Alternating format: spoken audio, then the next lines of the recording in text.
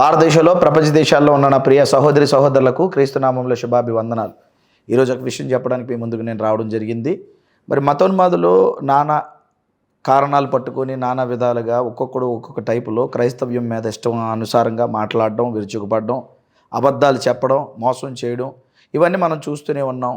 చర్చల మీద పడి వంశం చేయడం, లేదంటే పాస్టర్లు తిట్టడం, సువార్థికులను కొట్టడం, ఇవన్నీ చూస్తూనే ఉన్నాం. ఇవంతా ఒక కోవకు చెందిన వారు చేస్తే, మరొక కోవకు చెందిన వారు ఏంటంటే మరి ఇంటింటికి తిరిగి కరపత్రాలు ఇస్తూ గర్వాప్సి చేస్తున్నామని చెప్పి కొంతమంది టీమ్స్ ఉన్నారు. అందులో గతంలో చాలామంది చేశారు. ఇప్పుడు కొత్తగా మోక్ష ధర్మ అనే ఒక ఛానల్ నుంచి భార్యాభర్తలు ఇద్దరు కలిసి ఈ కార్యక్రమాన్ని కొనసాగిస్తూ ముఖ్యంగా క్రైస్తవులు ఉండే చోటుకెళ్ళి కరపత్రాలు ఇచ్చి, లేకపోతే ఆ కరపత్రాల్లో ఉన్న సంగతుల్ని చదివి వినిపించి, మన ధర్మం మరి తిరిగి మీ అందరూ కూడా గర్వాప్సి అవ్వాలి, మీరందరూ కూడా క్రైస్తవులుగా ఉన్న మీరందరూ కూడా మారిపోయి వెనక్కి వచ్చేయాలి, మీరందరూ కూడా మరి హిందువులుగా అవ్వాలనుకొని మాట్లాడుతూ ఉన్నారు. బాగుంది.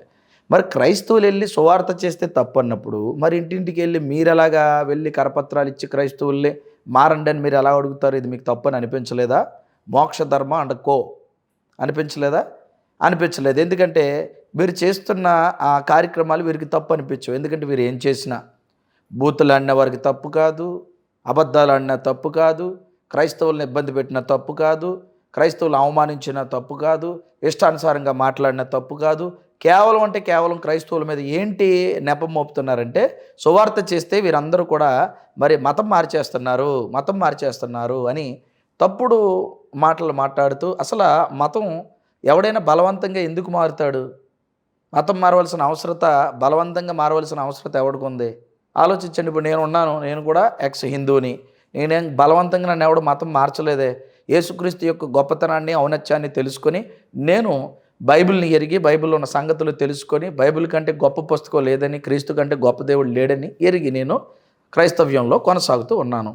మరి ఈ మోక్ష ధర్మ అంటుకో ఎలాంటి వాళ్ళు ఎవరైనా ఉన్నారో, నన్ను మతం మార్చండి, మీకు పిలుస్తున్నాను, నన్ను మతం మార్చండి. లేదా మా చర్చ్ ఉంది, మా చర్చిలో చాలామంది హిందుత్వం నుంచి మారి క్రైస్తవులుగా మారారు, మరి చర్చిలోకి మిమ్మల్ని ఆహ్వానిస్తున్నాను, రండి, మీరు ఏం చెప్తారో చెప్పండి, మా వాళ్ళు ఎవరైనా వస్తే మారితే తీసుకొని వెళ్ళిపోండి, మీకు గోల్డెన్ ఆపర్చునిటీ ఇస్తున్నాను. ఎవరైనా సరే వీళ్ళు హిందువులుగా ఉన్నోళ్ళే మా దగ్గర మరి ఇప్పుడు క్రైస్తవులుగా మారారు. వాళ్ళు మార్చడానికి మీరు ఎవరైనా మీకు ధైర్యం ఉంటే, దమ్ము ఉంటే, నేను చాలా చోట్ల పరిచయం చేస్తున్నాను, ఆ చర్చిలకు మిమ్మల్ని ఆహ్వానిస్తాను. మీరే డైరెక్ట్గా స్పీచ్ ఇచ్చి హిందుత్వంలో ఏముందో మా చర్చిలో స్పీచ్ ఇచ్చి చెప్పి వారిని మతం మార్చి తీసుకెళ్ళండి. అలా తీసుకెళ్ళలేదనుకో, ఎవరో మారలేదనుకో, మేము మీకు ఏం చేస్తామంటే మీరే యేసుప్రభు రక్షకుడని మీరు ఒప్పుకొని బాప్తిసం తీసుకోవాల్సి ఉంటుంది. మీరు ఎవరైనా అలాంటి వాళ్ళు ఉంటే, మీలో ఎవడైనా మోక్ష ధర్మం లాంటి వారు, ఇలాంటి గోల్డెన్ ఆపర్చునిటీ నేను ఇస్తున్నాను. గతంలో మన బంటి తమ్ముడు కూడా నేను ఆహ్వానం ఇస్తున్నాను. తను కూడా కొంతమంది టీంతో తీసుకొని వెళ్ళి, ప్రవీణ్ ఈయన కొంతమంది టీమ్స్తో వెళ్తారు. మీ అందరికీ అక్కడికెక్కడికి వెళ్ళడం ఎందుకు, డైరెక్ట్గా నేను నా మరి ఉన్నటువంటి పరిచర్య చేస్తున్న సంఘాలకే ఆహ్వానిస్తున్నాను. వచ్చి వాళ్ళందరూ హిందువులుగా ఉన్నవారి మారి యేసుక్రీస్తుని అంగీకరించారు.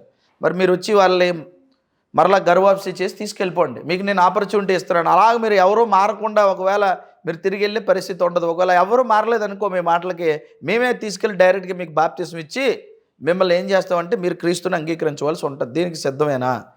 ఇది కదా ఛాలెంజ్ అంటే. ఎలా ఉండాలి? అంతేగాని ఎవరో అమాయకులు చదువు రాని వాళ్ళ దగ్గరికి వెళ్ళి ఇంట్లోకి దూరి, ఇవి ఎందుకు ఈ వేషాలన్నీ? ఎందుకు మోక్ష ధర్మ?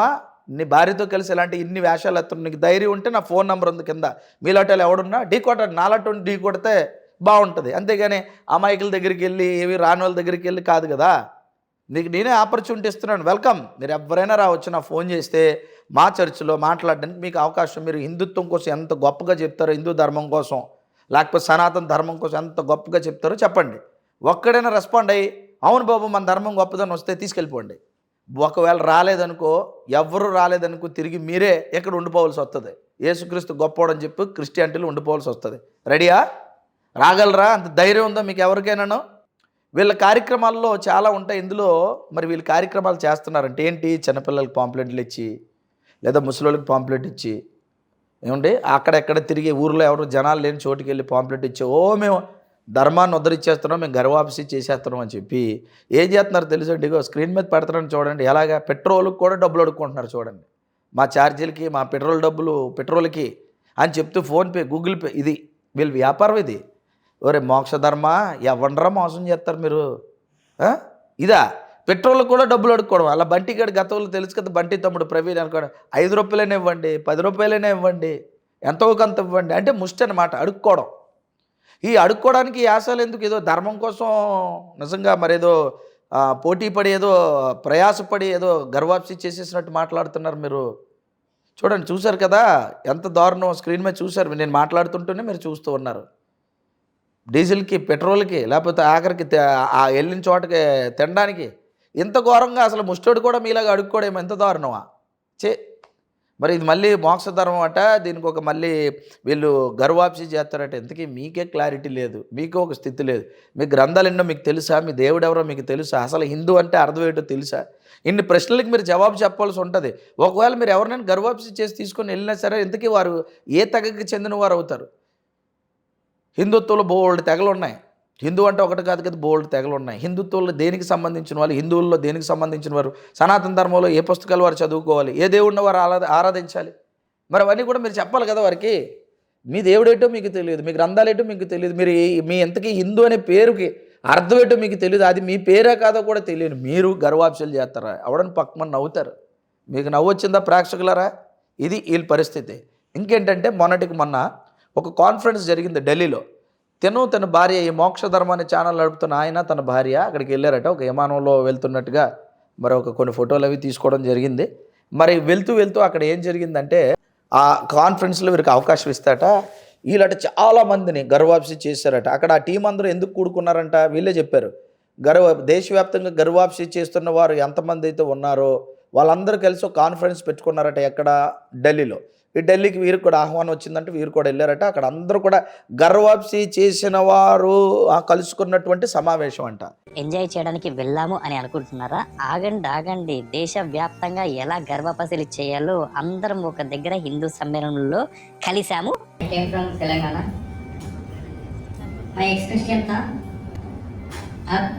मोक्ष धर्म ट्रस्ट फाउंडर। अभी तक 70 फैमिलीज को हम घर वापस लाया था। लगभग मोक्ष धर्म ना घर वापस ही करे 70 प्लस फैमिलीज का।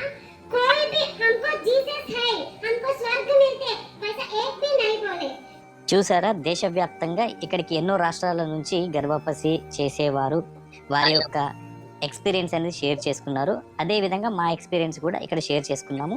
ఈ అనుభవంతో మేము భవిష్యత్తులో మరిన్ని గర్భపసులు చేసే విధంగా స్ఫూర్తి లభించింది. జై శ్రీ. క్రైస్తవులారా, ఇప్పుడు చెప్పండి, మనం ఎంత పని చేయాలంటారు? మీరు ఇంకా నిమ్మకి నీరెత్తినట్టుగా ఉంటున్నారు. చాప కింద నీరులా వారు పని చేసుకొని పోతున్నారు. అర్థమవుతుందా? అమాయకుల మీద టార్గెట్ చేస్తున్నారు. గర్వాప్సి అనుకొని ఇష్టానుసారంగా మరి వారి కార్యక్రమాలు వారు చేస్తున్నారు. మరి మనం ఎందుకు సువార్త చేయలేకపోతున్నాం? ఎందుకు పోరాడలేకపోతున్నాం? ఎందుకు నిజాలు చెప్పలేకపోతున్నాం? మనం అందరూ కూడా కలుద్దాం. మీకు ఒక మంచి వేదిక ఏర్పాటు చేయడానికి కూడా నేను ఆలోచన చేస్తున్నాను.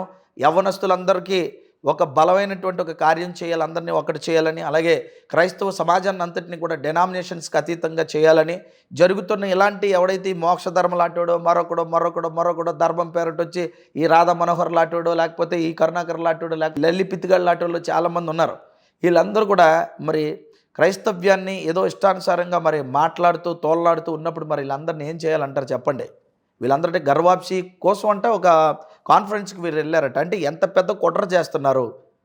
ఇండియా వ్యాప్తంగా గర్వాప్సీలు చేస్తున్నామని చెప్పుకొని వీళ్ళందరూ కూడా మరి ఇలాంటి వారందరికీ కూడా డబ్బులు ఇచ్చి ఇష్టానుసారంగా క్రైస్తవ్యం మీద మాట్లాడి, ఏమంటే ఇష్టానుసారంగా క్రైస్తవ్యం కోసం మరి చేస్తూ ఉన్నటువంటి పరిస్థితులన్నీ కూడా మీరు చూస్తూ ఉన్నారు. మీరు వీడియోలో చూశారు, నేను చూపించాను కదా వారు వెళ్తూ ఉన్నది.